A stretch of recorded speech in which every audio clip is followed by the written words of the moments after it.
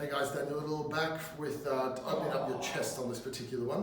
Okay, so one of the most common ones that people know is arm up against the wall. Now, one thing that you probably don't know or didn't think about is that where my elbow position is going to affect the stretch.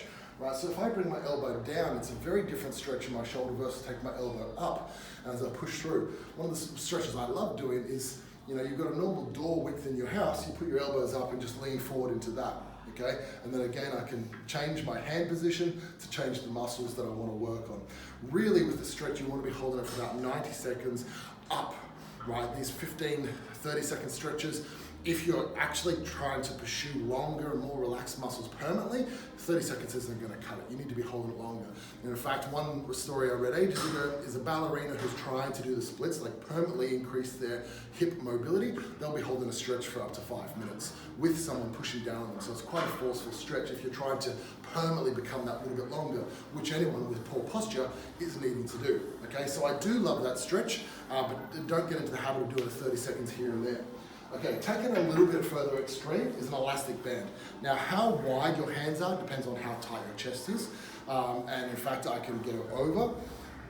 And if that's not tight enough for me, I'll go closer. Now, if I've got a really tight chest, some people have very poor or kyphotic chests because their pec major and minor are too tight, anterior deltoid are too tight. By all means, come and see one of us if we can specifically focus on that. But for me, I'm going to be about there, and I'm going to go up and over into this position. Now, I want to find that sweet spot there where I feel the stretch somewhere between nipple and elbow crease, okay? I don't want to go all the way over because that's wasting my time, but rather into about there. Okay, and now again, I might just keep an eye on the clock, I'll walk around. I want to hold this stretch for 2 to 3 minutes. At some point, your hands may go numb. That is understandable. Just like a car tire rolling over a garden hose, the water flow stops out the other end, doesn't it? So you are so tight in your chest that the tension is either pinching on the nerves or on the blood supply down to the fingers. So it's just something that's got to be walked through cautiously, and always use the power of hindsight. How did I go last time? How much harder can I push myself this time? But this is a wonderful stretch that I just enjoy sitting there. And of course you can go up and over as you start to get more mobile, and very carefully open up your shoulders under load. Right? In fact, one of my favorite postural correction exercises is windscreen wipers. Underhand, lock the elbows in. I want to be close to the shoulder width apart, and I pull apart. Okay, so it's a very small muscle in here, and I'm articulating the shoulder bone.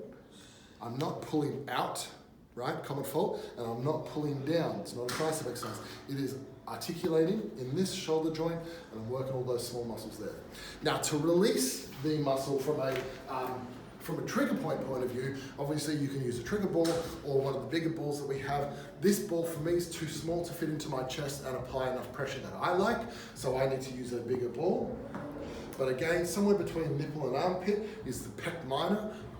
Google that, and you want to be getting into the side or the fibers of those there. So I may lay on the floor, laying on the floor with my arm here, and I'll put the ball in there, and I'll just roll it around a little bit, or I might leave it there if I find anything that's more than a 6 out of 10 discomfort. And of course, whilst I'm laying on the floor, I'll use my fingers to extend my arm up or to bring it back down so that I'm massaging the whole muscle and opening up the fibers under the pressure, right? Of course, I don't want to use the muscles that I'm relaxing. That's why I use my fingers to walk up and down. And that's your chest.